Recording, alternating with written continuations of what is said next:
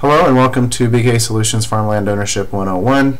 I've got my thinking cap on today, and we're beginning unit number 3, which we're going to be talking about various farm leases. In unit 3 we're going to look at A to Z on that, the different types of leases, what you can expect as a landowner, what you should require of your farmer, what your farmer should require of you, and also the different rules that go along with the various leases. We're actually going to start at the end today, here with the beginning in lesson 1, looking how to terminate your farm lease. Your farm lease should be well written, and if it is written, you can have about any provisions you have on there as to how the lease is to be terminated. Specifically, I'm talking about year-to-year leases, which automatically roll over. Your written lease, however, if it's a term lease where it ends at a specific time, that should be it, but you still need rules in there to say how the farmer and yourself is to end that lease and when the premises are supposed to be vacated. One of the things that I wanted to talk about that is that in Illinois, leases generally run from March 1st to the end of February, and oftentimes the lease provisions give the farmer, after the crops are harvested in the fall, they give them time then until the end of March to vacate the premises. My feeling is, in this day and age, since things have changed and farmers no longer usually live on the farm in the house that comes with the farm, and they have their own machine sheds, grain storage can be an issue that will have to be discussed, but since generally when they're done on most farms at the end of harvest, that's probably a good time to vacate those premises to keep from having any possible detrimental interactions between the former tenant and the new tenant. Just a good idea to do that. But the Illinois state statute, if you do not have a provision in your contract on how to terminate those year-to-year leases, the Illinois state statute laws do provide the remedy to which that's supposed to be done. Also, if you have an oral lease, and I really recommend that if you have an oral lease that you do away with that and start over with a well-written lease. Another thing to keep in mind is that if you want to change your rent, any provisions within the lease, that you should abide by the terms in your lease and how to go about doing that, when it should be done. Or again, if it's an oral lease or a year-to-year lease, you really need to properly terminate the old lease before you begin the new lease, even if you have the same farmer. And also, farmers really should be able to, or farmers should hold to these same regulations as what the landowner does too, but rarely is that considered, that they should follow state statute themselves. But again, what I wanted to emphasize is that if you have a term lease that ends on a specific date, you follow the rules of the contract. Even in that case, your contract should specify how the lease ends and when the premises should be vacated. But on the year-to-year leases that automatically roll over, which many of you, if not most of you, have, or in oral leases, if there's no provisions in there set on how to terminate that lease, the state of Illinois tells you how to do that. And we're going to be going through that here in just a couple of minutes. Your written lease should specify how the fertility is supposed to be left and the condition that the soils, the tillage, the pH, all things included, should be left. So having a lease contract on a farm, which for many people is a $1 million investment or more, you really should have legal representation when you put together a lease. Gone are the days when just a handshake and a smile on an oral lease really are effective, and we're going to talk more about that in a later lesson. But if I could urge you to do anything, it's make sure you get a written lease and make sure it specifies how the lease is to be terminated. If you don't, the state of Illinois tells you how to do that. And I want to re-emphasize that, in my opinion, unless there are extenuating circumstances such as a house, grain bins, and machine sheds involved, you really should consider having the contract state that the farmer vacates the premises as soon as the crops are off. We did have a late year a couple of years ago where some corn was not harvested until December, and in a few cases later. You can make provisions for that as well.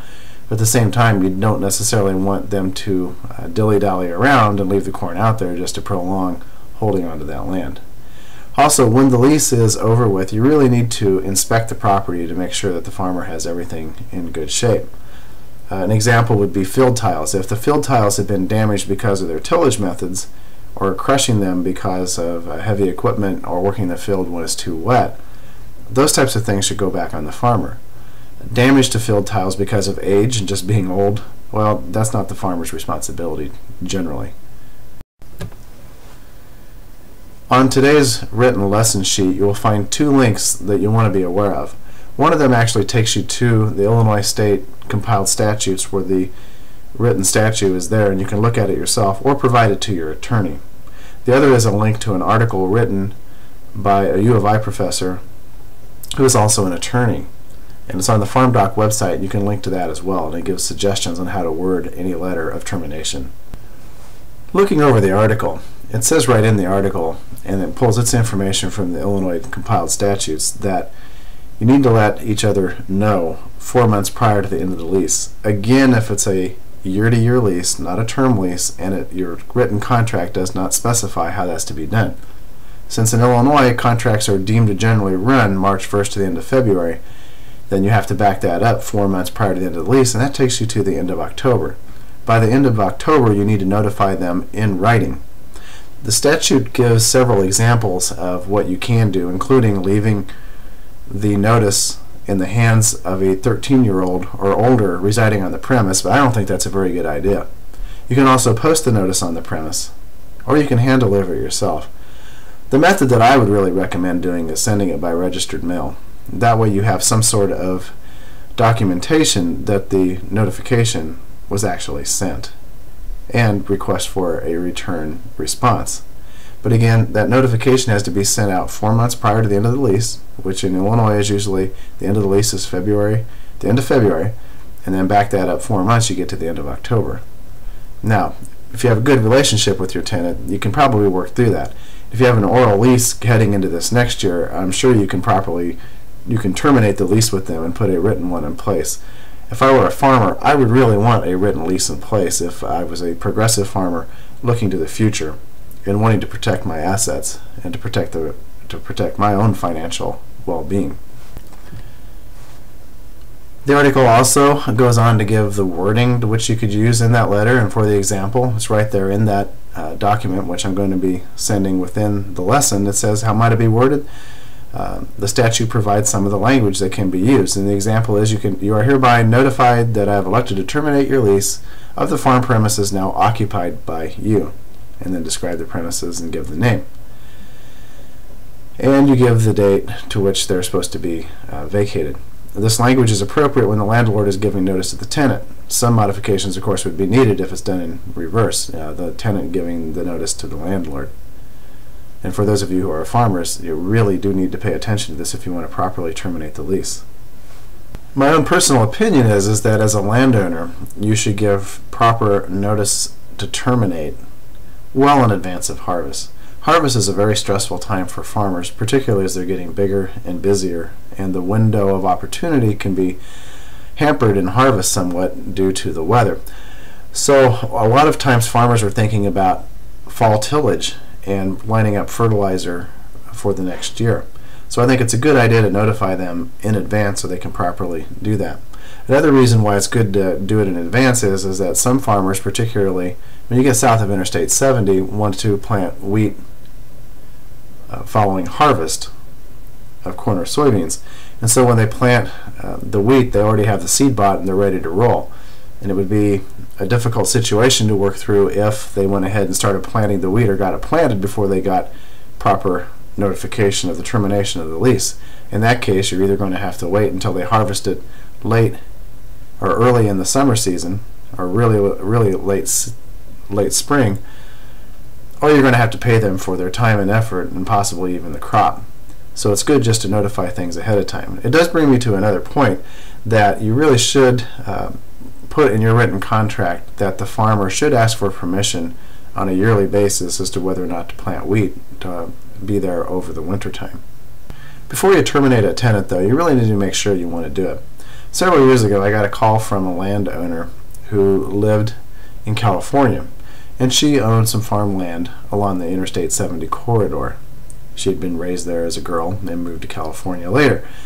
And she called up upset because she wanted to know how to terminate the lease. And I asked her why she was upset with her farmer. Well, I just don't think he's getting the yields. And it was a crop share agreement, but she didn't think he was getting the yields. that they should be getting on that farm. And she goes, well, what kind of yields were you expecting? Well, she goes, my dad was getting 200 bushels an acre back in the 1960s. I can remember that. And of course, 200 bushels an acre in the 1960s would have been unheard of, even on the prime growing areas, the black earth areas in Champaign County or McLean County. So in Effingham County would have been much lower. So I gave her some statistics on what the actual average yields have been in recent years in Effingham County, and then she decided her farmer was actually doing pretty good. So make sure you think things through, and we're actually going to go through some of these items as we move further on through this course. Okay, this concludes today's lesson on terminating a farm lease. I think it's important to understand what needs to be done before we move into actual leases and look at some of the contract considerations. Again, if you have a question, call me 217-586-3894 or email me at kwbrooks@bksolutionsonline.com. Have a great day.